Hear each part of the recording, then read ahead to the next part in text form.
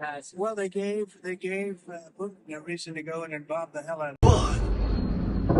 जून की रात को रूस ने यूक्रेन द्वारा रूस पर किए गए हमले के जवाब में अब तक का सबसे बड़ा हमला किया। जब से रूस यूक्रेन संघर्ष शुरू हुआ है तब से यह रूस का यूक्रेन पर किया गया सबसे भीषण हमला माना जा रहा है। यह हमला इतना विनाशकारी था कि यूक्रेन के कई इलाकों में चारों ओर सिर्फ मलबा ही दिखाई दे रहा है। की कुछ तस्वीरें हम आपके साथ साझा कर रहे हैं।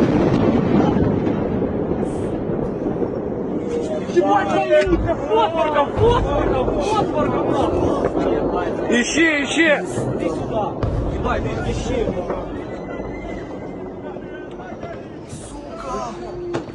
यूक्रेन की राजधानी कीव के साथ साथ रूस ने अपने ड्रोन और मिसाइलों से यूक्रेन के कई अन्य शहरों पर भी हमला किया। इनमें टर्नोपिल, इवानो-फ्रैंकिव्स्क, चेर्निहिव, ओडेसा और माइकोलाइव जैसे कई महत्वपूर्ण शहर शामिल थे।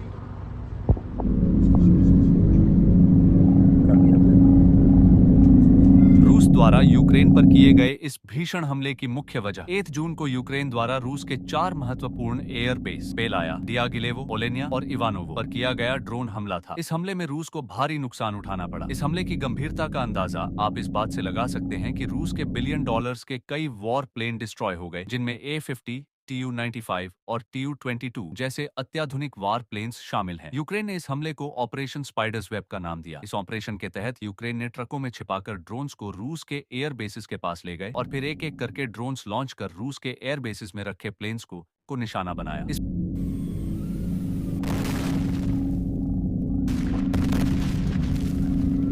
यूक्रेन के फॉर्मर मिनिस्टर ऑफ इकोनॉमी टाइमोफी माइलोवानोव ने एक्स पर एक पोस्ट साझा की। इस पोस्ट में उन्होंने लिखा, 2019 में पुतिन ने एक प्रेस कॉन्फ्रेंस के दौरान जेलेंस्की से कहा था कि यूक्रेन को रूस के सामने आत्मसमर्पण कर देना चाहिए। इस पर जेलेंस्की ने पुतिन की ओर देखकर बस मुस्कुरा दिया था। अब 6 साल बाद जब हजारों लोग मारे जा चुके हैं, पुतिन अभी भी यह समझ नहीं पाए हैं कि यूक्रेन कभी आत्मसमर्पण नहीं करेगा और हमेशा पलटकर जवाब देगा। मीडिया संस्था RBC ने अपने एक लेख में जानकारी दी है कि 6 जून की रात को रूस ने यूक्रेन पर 452 एरियल वेपन्स का इस्तेमाल किया। इनमें शामिल थे 6 बैलिस्टिक मिसाइलें, 36 KH-101 क्रूज मिसाइलें, 5 इस्कंदर के क्रूज मिसाइलें, 1 KH-31P anti radiation missile. RBC के अनुसार यूक्रेन के एयर डिफेंस सिस्टम ने इन हमलों में 406 एरियल थ्रेट्स को नष्ट कर दिया। इन नष्ट किए गए हथियारों में शामिल थे 199 शाहेद ड्रोन और अन्य प्रकार के ड्रोन, 4 इस्कंदर M-10 बैलिस्टिक मिसाइलें, 30 KH-101 क्रूज मिसाइलें और 2 इस्कंदर के क्रूज मिसाइलें। यह हमला अब तक के सबसे भारी हवाई हमलों में से एक माना जा रहा है। यूक्रेन का कहना है कि 6 जून की रात को यूक्रेन ने रूस का एक Su-35 लड़ाकू विमान भी मार गिराया है। यूक्रेन के जनरल स्टाफ का कहना है कि जब से रूस यूक्रेन संघर्ष शुरू हुआ है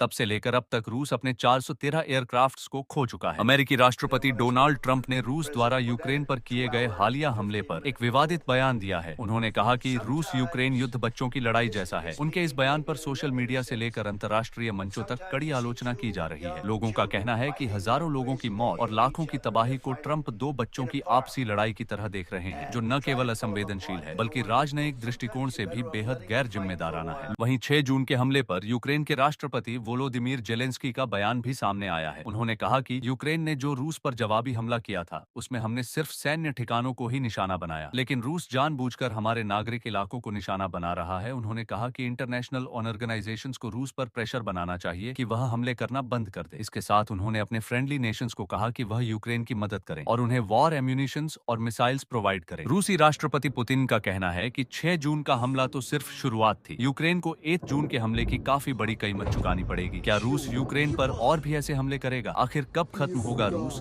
और यूक्रेन के बीच यह युद्ध और कितने लोगों को अपनी जान से हाथ धोना पड़ेगा? इन्हीं सवालों के साथ हम विदा लेते हैं। कृपया हमारे चैनल को लाइक और सब्सक्राइब जरूर करें।